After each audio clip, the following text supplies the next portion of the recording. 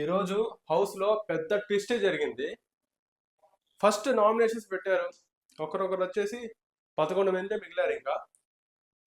Captain nomination ఉన్నాడు కాబట్టి మిగతా వాళ్ళు నామినేట్ చేయాలి. ఒక్కొక్క నామినేట్ చేశారు. పెద్ద ఒక ఒక ఏంటది ఆ చాక్లెట్ క్రీమో సంథింగ్ బుడదో కూర్చోబెట్టి నామినేట్ అయిన వారి పైన కూడా పోసారు.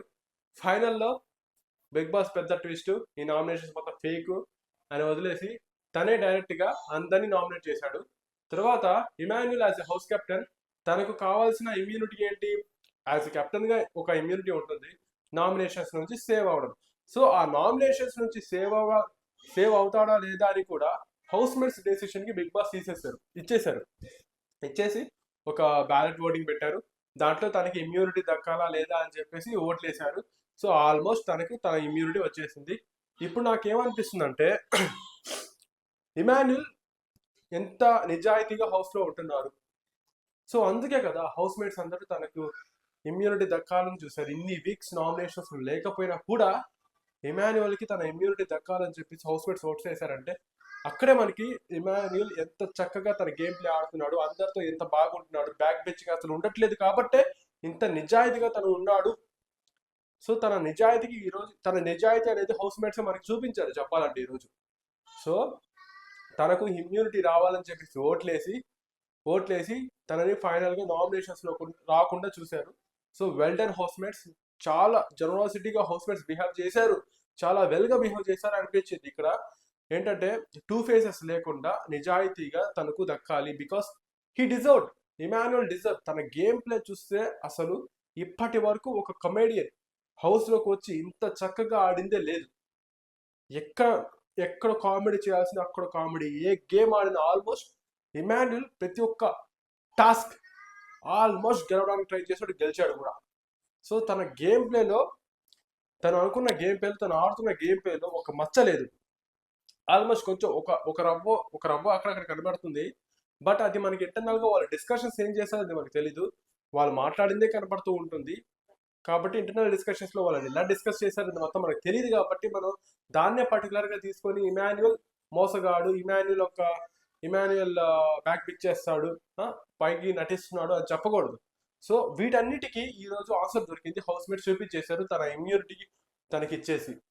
సో అలాగా ఈరోజు ఇమాన్యుయల్ తప్ప మిగతా 10 మంది నామినేషన్స్ లో ఉన్నారు. అయితే సూపర్ అనిపించింది నాకు ఏంటంటే ఆల్మోస్ట్ 10 మంది నామినేషన్స్ లోకి వచ్చారు. ఈ 10 మంది నామినేషన్స్ లో కూడా ఆల్మోస్ట్ టాప్ 3లో ఉండేవాళ్ళు అర్థమైపోయింది మనకి. టాప్ 3లో ఎవరుంటారంటే ఆల్మోస్ట్ దివ్య ఉండే ఛాన్సెస్ ఉంది, గౌరవ్ ఉండే ఛాన్సెస్ ఉంది, నిఖిల్ ఉండే ఛాన్సెస్ ఉన్నాయి. సో వీళ్ళు ముగ్గురు టాప్ 3లో ఉంటారు. అంటే బేస్డ్ ఆన్ మిగతా వాళ్ళు ఉండరా అంటే ఉండరు. ఎందుకంటే దే వాళ్ళ గేమ్ ప్లే చూస్తే, అంటే గేమ్ ప్లే కాదు సారీ, వాళ్ళ పోల్స్ చూసామని ఇప్పటి వరకు లాస్ట్ ప్రతి వీక్ లో పోల్స్ మాట్లాడారు. వాళ్ళ పోల్స్ ఇంకా వీళ్ళు కొట్టాలి అంటే కొంచెం ముష్కిలే. సో అందుకని ఈసారి లాస్ట్ ఈ 3 దివ్య, గౌరవ్, నిఖిల్ ఉండే ఛాన్సెస్ ఉన్నాయి. ఒకవేళ ఇన్ కేస్ రేపటి గేమ్ ప్లాన్స్ లో కూడా నిఖిల్ మంచిగా ఆడితే నిఖిల్ కొంచెం దివ్య కన్నా ఓట్ కొంచెం పెరిగే ఛాన్సెస్ ఉంటాయి నిఖిల్కి ఎస్పెషల్లీ. దివ్యకి ఓట్స్ పెరుగుతాయా అంటే పెరగవు అని నాకు అనిపిస్తుంది. ఎందుకంటే తనుజాని కంటెండర్ నుంచి రిమూవ్ చేసింది. సో దానికి అంటే ఆ వీక్ లో ఆమె నామినేషన్స్ లో లేదు. సో ఇప్పుడు నామినేషన్స్ లో ఉంది కాబట్టి అక్కడది ఇక్కడ రిఫ్లెక్ట్ అవుతుందా అని అనిపిస్తుంది నాకైతే. కంపల్సరీ రిఫ్లెక్ట్ అయ్యే ఛాన్సెస్ మాత్రం చాలా ఎక్కువగా కనపడుతున్నాయి. దివ్యకి రావాల్సిన ఓటింగ్ లో కూడా కొంచెం తగ్గే ఛాన్సెస్ ఉన్నాయి. ఎందుకంటే బయట జనాలు దీని గురించి ఎక్కువ మాట్లాడుతున్నారు అనిపిస్తుంది నాకైతే. ఎందుకంటే పాపం తనుజాని తీసేసింది కెప్టెన్సీ కంటెంట్, ఎంతో కష్టపడి వచ్చిన కెప్టెన్సీ కంటెంటర్ నుంచి రిమూవ్ చేసేసింది. సింపుల్ గా ఆలోచించకుండా పర్టికులర్ గా ఆమె తన పర్సనల్ గా ఉన్న గొడవని తీసుకుని వచ్చి అక్కడ తనుజాని రిమూవ్ చేసింది అనిపించింది. సో అదొకటైతే యాక్చువల్ గా ముందు ఫేక్ నామినేషన్స్ జరిగాయి కదా. ఫేక్ నామినేషన్స్ లో భరణి గారు ఇది ఫస్ట్ టైం బాండింగ్ లో ఉన్న ఒక పర్సన్ నామినేట్ చేయడం, దివ్యాన్ని నామినేట్ చేశారు ఆయన. సో కొన్ని కారణాలు చెప్పేసి బాండింగ్స్ సంథింగ్ ఫిషి ఇలా గురించి చెప్పేసి ఆమెను నామినేట్ చేయడం జరిగింది. అండ్ ఆల్సో నాకైతే ఏమనిపించింది అంటే తన మనసులో కూడా తనుజాన్ని తీసింది కదా, సో అది కూడా ఆయనకి అన్ఫేర్ అనిపించింది నాకైతే. పర్టికులర్ గా ఆ మాట చెప్పలేదు కానీ ఆయన ఆ మాట అంటే అన్ఫేర్ అనిపించింది కాబట్టి అది కూడా ఒక పాయింట్ ఉంది, కానీ దాన్ని దాచి వేరే పాయింట్స్ చెప్పేసి నామినేట్ చేశారు అనిపించింది. ఫైనల్గా అది ఫేక్ కాబట్టి అది ఫేక్ని మనం దాని గురించి ఎక్కువ డిస్కస్ చేసే టైం వేస్ట్, సో దాన్ని పక్కన తీసేద్దాము. ఇంకా ఇంకా సీజన్లోకి వచ్చేస్తే ఇంకా లాస్ట్ 11 మంది మిగిలారు. ఈ 11 మందిలో ఈ వీక్ ఒకరు వెళ్ళిపోతే మొత్తం 10 మంది అయిపోతారు. 11th వీక్లో 10 మెంబర్స్ వచ్చేస్తున్నారు. ఇంకా అంటే ఆల్మోస్ట్ ఇంకా బిగ్ బాస్ ఫైనల్కి వచ్చేసింది. కానీ ఏంటంటే హౌస్లో కొంచెం నాకైతే వెయిటేజ్ ఎక్కువ కనబడుతుంది, హౌస్ మేట్స్ ఎక్కువ ఉంటారు. అండ్ లాస్ట్ యాక్చువల్గా 11th వీక్ 12th వీక్ వచ్చేసరికి కౌంట్ అనేది మినిమం 7-8 అలా ఆ రేంజ్లో ఉంటుంది, కానీ ఇక్కడ కొంచెం ఎక్కువ ఉంది. ఈ వెయిటేజ్ని ఎలా మేనేజ్ చేస్తారు? నైట్ ఎవిక్షన్ ఏమైనా పెడతారా? డబుల్ ఎలిమినేషన్ మళ్ళీ పెట్టే ఛాన్సెస్ ఉన్నాయా? ఆర్ ఇంకేదైనా కొత్తగా చేస్తారా అనేది చూడాలి. చేసే ఛాన్సెస్ కూడా ఎక్కువగానే ఉన్నాయి, ఎందుకంటే ఫ్యామిలీ వీక్ కూడా దగ్గరికి వచ్చేసింది. ఆల్మోస్ట్ 11th వీక్లో 12th వీక్లో పెట్టే ఛాన్సెస్ ఉన్నాయి ఫ్యామిలీ వీక్ కూడా.